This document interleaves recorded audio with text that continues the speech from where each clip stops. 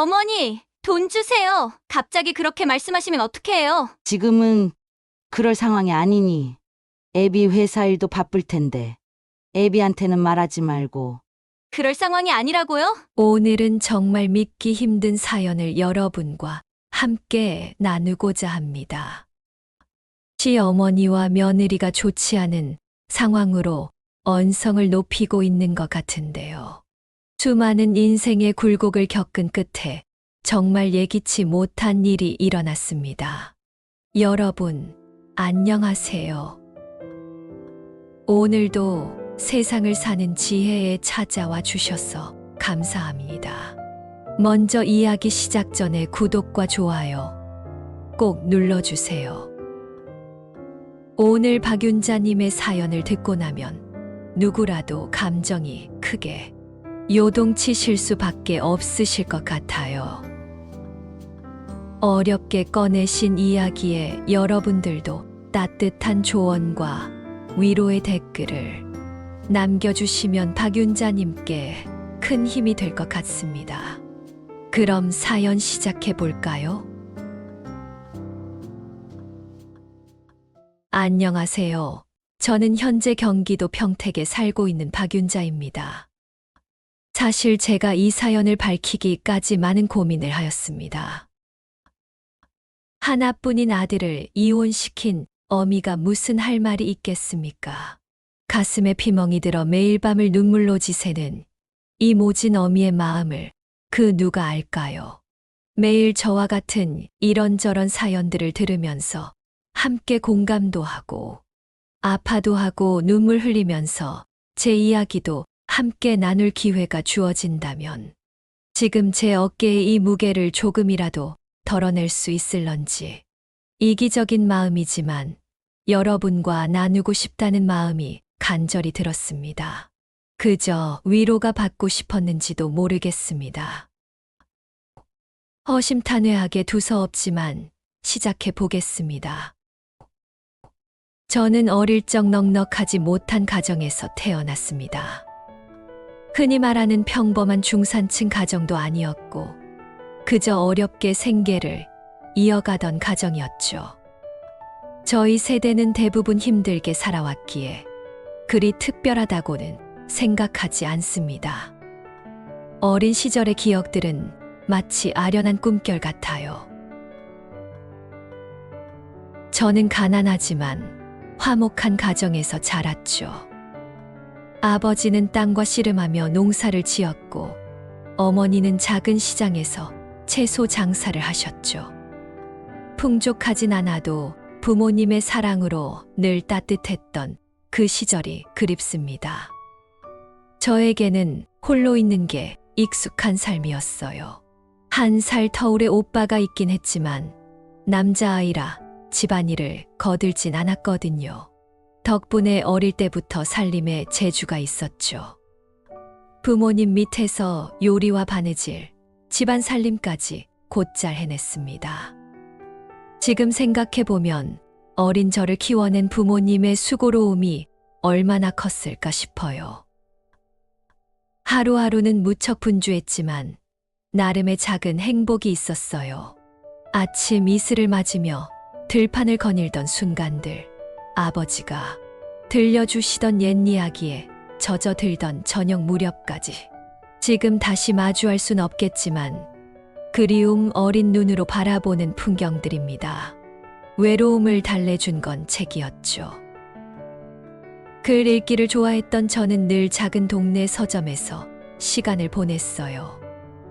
순수했던 마음 그대로 동화책 속 환상의 나라로 빠져들곤 했답니다. 더 넓은 세상에 대한 동경도 싹 텄죠. 여자아이에겐 학교도 가기 어려웠던 시절, 제겐 책이 유일한 탈출구였습니다. 가끔 오빠 친구들이 우리 집에 놀러 오곤 했어요. 그중 한 명은 유독 따뜻한 미소를 짓던 소년이었죠. 제게 친절을 베풀어주고 공부도 가르쳐 주던 그 오빠가 참 좋았답니다. 오빠네는 부잣집이라 하더군요. 그런 집안에서도 저를 편견 없이 대해주는 모습에 고마움을 느꼈어요. 그 인연으로 고등학교도 진학하게 되었죠. 장학금을 타서 겨우 학비는 해결했지만 여전히 어려운 살림살이에 늘 마음 졸였던 기억이 나네요. 하나뿐인 제 오라버니는 공부를 잘했고 여전히 친했던 오빠 친구 역시 공부를 잘했죠. 오빠 친구는 저희 집에 올 때마다 늘 공부를 따로 가르쳐 주었답니다. 그는 늘 다정하고 우리 오빠보다도 어른스러웠어요. 훨씬 더 여유 있는 가정에서 자란 분이었습니다. 어린 시절부터 함께 어울리며 친형제처럼 지냈기에 제게 큰 의지가 되곤 했죠. 그렇게 틈틈이 도움을 받아가며 공부를 해나갔고 결국 장학금을 받으며 적당한 2년제 대학에 입학할 수 있었습니다. 그 후 대학생이 되면서 오라버니, 친구와의 연락은 줄어들었지만 대학 생활은 여전히 바빴습니다. 학비는 장학금으로 해결했지만 생활비는 스스로 벌어야 했기에 근처 식당에서 일을 하며 학업과 생계를 유지해야 했습니다. 그러던 어느 날 집에 돌아왔을 때 놀라운 광경을 보게 되었어요. 오빠의 친구가 우리 집에 방문해 있었고 부모님과 함께 담소를 나누고 있었습니다. 당연히 인사만 드리고 방으로 들어가려 했지만 부모님이 제게 옆에 앉으라고 하시더군요. 그때 제 나이 21살이었습니다. 부모님과 오빠 친구의 부모님께서 우리 아들과 잘해볼 생각 없냐고 물어보셨습니다. 처음에는 당황했지만 내심 기뻤던 저는 아무 말도 하지 못하고 얼굴만 빨개졌던 기억이 납니다. 그렇게 저희는 결혼하게 되었고 현재의 남편이 되었습니다. 그 당시엔 부모님이 급히 정해주신 결혼 상대와 서둘러 결혼하는 것이 흔했기 때문에 운 좋게 좋은 짝을 만난 것 같다는 생각을 했습니다. 결혼 생활은 정말로 행복했습니다. 시부모님도 항상 다정하셨고 남편 또한 저를 항상 존중해주며 잘 대해 주었죠. 제 나이 23살의 아들도 생겼고 남편과 저는 앞으로도 화목한 가정을 만들자고 다짐했습니다. 아이는 한 명뿐이었지만 그 하나의 아이에게 모든 사랑을 쏟으며 열심히 키웠습니다. 아들은 정말 잘 자랐습니다. 사고 한 번 치지 않고 바르고 성실하게 자란 아들은 대기업에 입사까지 했습니다. 남편과 시부모님 덕분에 물질적으로도 크게 부족함 없이 아이를 키울 수 있었죠. 그렇게 시간이 흘러 아들은 대학 친구가 소개해준 사람과 사랑에 빠졌고 결혼을 결심했습니다. 어느 날 아들이 환한 미소를 띠며 한 여자를 집으로 데려왔어요. 엄마, 아빠, 이 사람은 제가 결혼하고 싶은 사람이에요. 이름은 은하예요. 은하라는 처자는 수줍은 듯 고개를 살짝 숙이며 인사를 건넸습니다. 첫인상은 청초하고 단아해 보였어요. 곱게 차려입은 옷차림이 화사하면서도 과하지 않아 그 아이의 성품이 느껴졌달까요. 안녕하세요. 어머님, 아버님, 만나 뵙게 되어 영광입니다. 살짝 떨리는 목소리에서 저희 가족을 만나는 것이 긴장되고 떨린다는 게 전해졌습니다. 하지만 그 작은 두 손을 꼭 맞잡고 용기 내어 꺼내 인사말했어. 저는 순수함과 솔직함을 느꼈어요. 아들의 얼굴에선 그 어느 때보다 행복하고 설레는 기색이 역력했습니다. 은하를 바라보는 눈빛에서 사랑의 깊이가 느껴졌죠. 은하는 착하고 마음씨 고운 사람이에요. 저 은하랑 결혼해서 평생 함께 하고 싶어요. 아들의 말에 은하의 눈가에 눈물이 살짝 고였어요. 서로를 바라보는 눈빛에서 저는 돈이나 재산 같은 것은 안중에도 없다는 걸 단번에 알 수 있었습니다. 오로지 서로에 대한 사랑, 그리고 앞으로 함께 만들어갈 미래에 대한 희망만이 있을 뿐이었죠. 아들이 데려온 예비 며느리는 집안 사정이 좋지 않아 직업도 없이 소일거리만 한다고 했습니다. 하지만 그런 것은 전혀 중요치 않았어요. 무엇보다 저는 아들이 행복해하는 모습이 그저 감사하고 기뻤습니다. 처음에는 조금 걱정이 되었지만 아들이 사랑하는 사람이라고 하니 반대할 생각은 추호도 없었습니다. 실제로 며느리를 만나보니 정말 딸처럼 싹싹하고 사랑스러웠어요. 그 아이의 해맑고 순수한 미소를 보고 있노라면 절로 마음이 평온해졌죠. 그렇게 우리는 한 가족이 되었고 저는 며느리를 친딸처럼 생각하며 많은 애정을 쏟아주었습니다.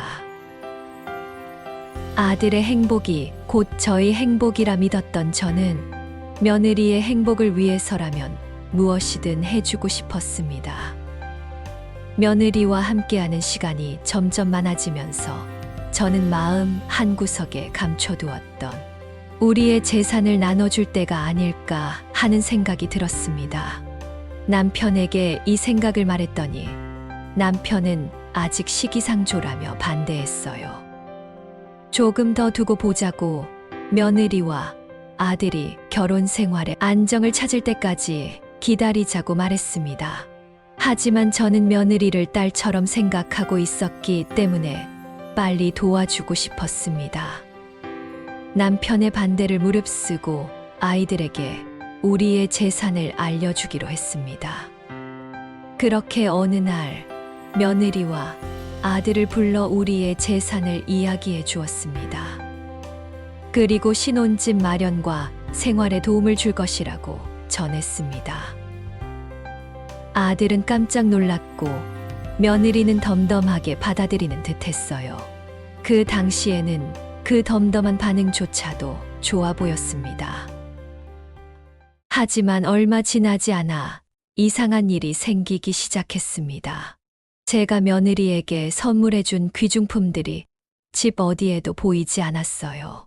처음엔 잘 보관해둔 것이라 생각했지만 시간이 지날수록 그 물건들이 사라졌다는 걸 알게 되었죠.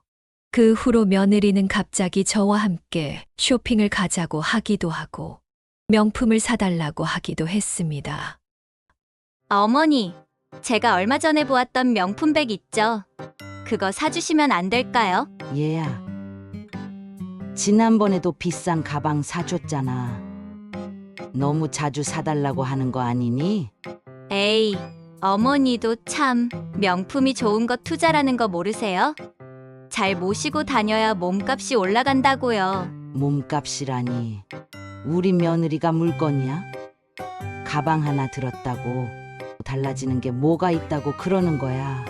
어머니는 모르시겠지만 브랜드 물건들 잘 매치해서 들어야 사람 대접받는 세상이에요. 얘야, 사람 대접은 물건으로 받는 게 아니라 마음씨로 받는 거란다.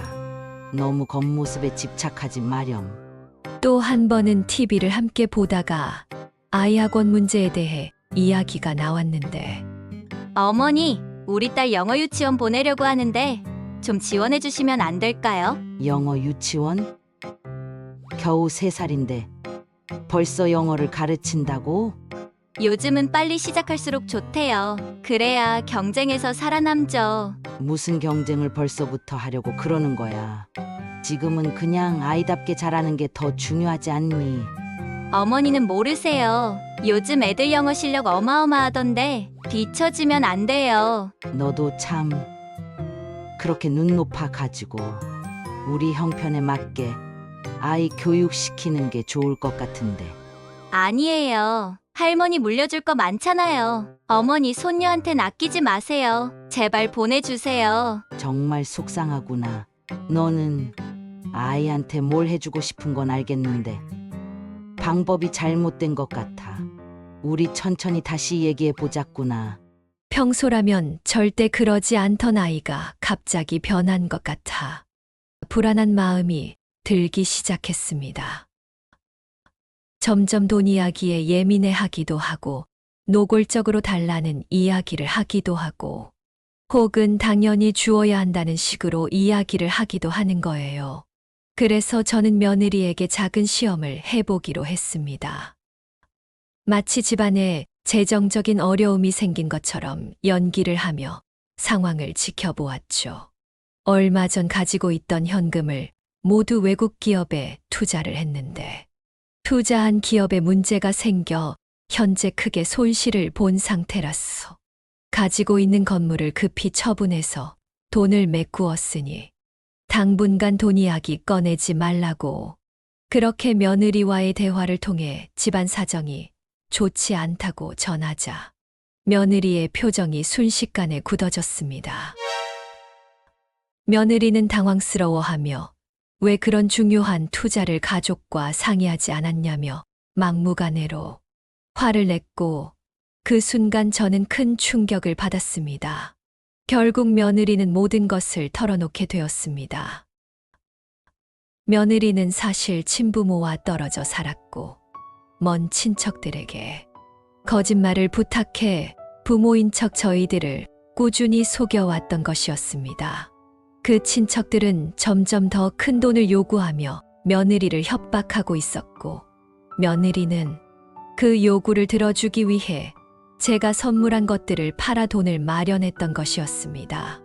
모든 사실이 밝혀졌을 때 저는 한없이 곤란스러웠습니다. 며느리가 그동안 보여준 모든 모습이 거짓이었다는 사실에 배신감을 느꼈지만 동시에 며느리의 고통과 두려움이 이해되기도 했습니다. 며느리는 이 모든 상황에서 벗어나고 싶어 했지만 거짓말이 들통날까봐 불안에 떨며 살아왔던 것이었습니다.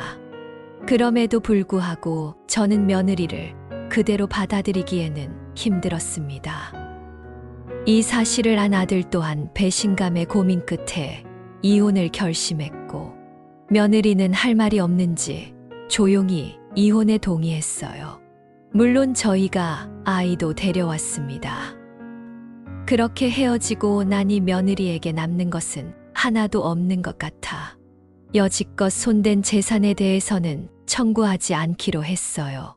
일사천리로 진행되는 이혼을 보면서 어쩜 세상에 이런 일이 나에게 일어나는지 한동안 마음이 힘들더라고요.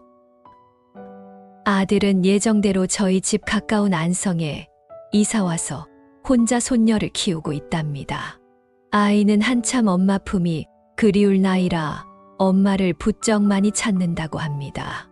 손녀 얘기를 들을 때마다 내가 정말 잘한 건가 싶고 차라리 진실을 몰랐더라면 낫지 않았을까 이런 생각도 한 번씩 들어요.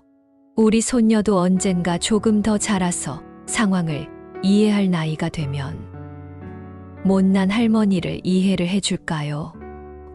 저는 손녀가 자라서 저와 아들을 혹여 원망할까봐 겁도 나는 요즘입니다. 그래도 저는 제가 옳은 선택을 했다고 믿고 있어요. 진실은 아프지만 알아야 했으니까요. 모든 걸 마무리하고 홀로 남겨진 밤, 저는 결국 며느리와의 추억을 되새기며 눈물을 흘리고 말았습니다. 처음 은하를 보았을 때 그 해맑던 눈빛, 따뜻했던 미소, 사랑스러운 목소리까지 돈 한 푼 없어도 아들만 있으면 행복하다던 그 말은 모두 가식이었던 걸까요? 언제부턴가 은하의 눈빛이 변해갔어요. 티 없이 맑던 눈동자에 탐욕이 스며들더니 점점 저를 알아보지 못하는 것 같았죠. 그래도 한때는 딸처럼 친구처럼 살갑게 지냈던 며느리였기에 걱정이 앞섰습니다.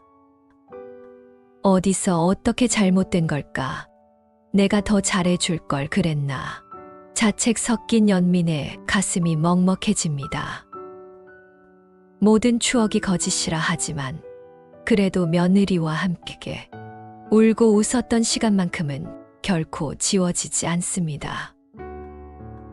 손녀를 안고 뒷동산을 거닐던 일, 단둘이 빨래를 개며 나눴던 여자들만의 깊은 대화, 어버이날이면 정성스레 차려주던 카네이션까지.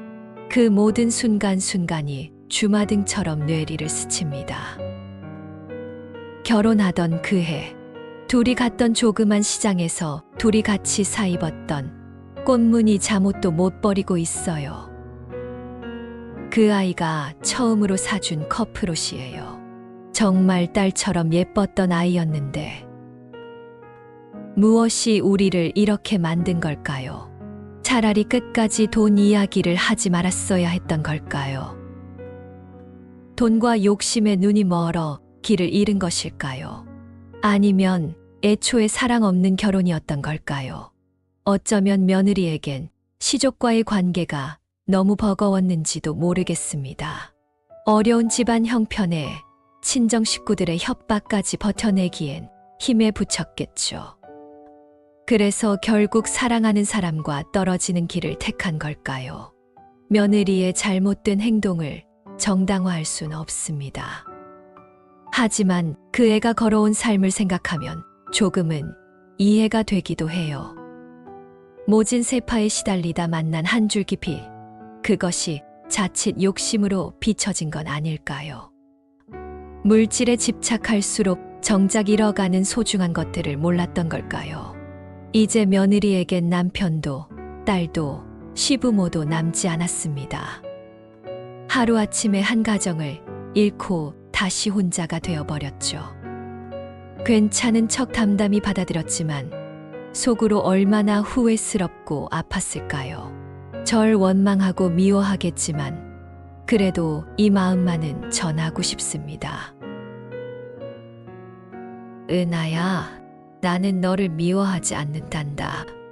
비록 우리 인연은 여기까지였지만 언제나 너의 행복을 바라고 있을 거야. 힘든 시간을 보내고 있겠지만 이겨내고 일어설 수 있기를 믿는단다. 우리가 서로 아프게 했던 만큼 이제는 각자의 길을 가면서 치유하고 성장하는 시간이 되면 좋겠구나. 못난 시어머니는 아직도 며느리가 그립고 보고 싶습니다.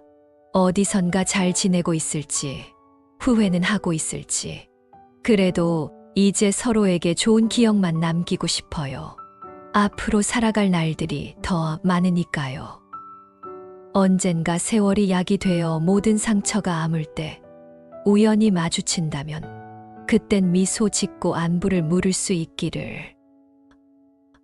결국 사랑했던 가족이었음을 서로를 이해하고 또 용서할 수 있기를 바라봅니다.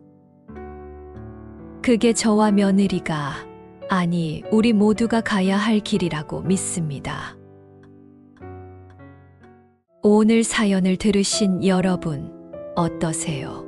박윤자님의 마음이 얼마나 힘드셨을지 저는 가늠하기조차 어려운데요. 비슷한 경험이 있으시거나 따뜻한 조언을 나누고 싶으신 분들은 댓글로 남겨주세요. 박윤자님께 큰 힘이 될 것입니다. 시청해 주셔서 감사합니다.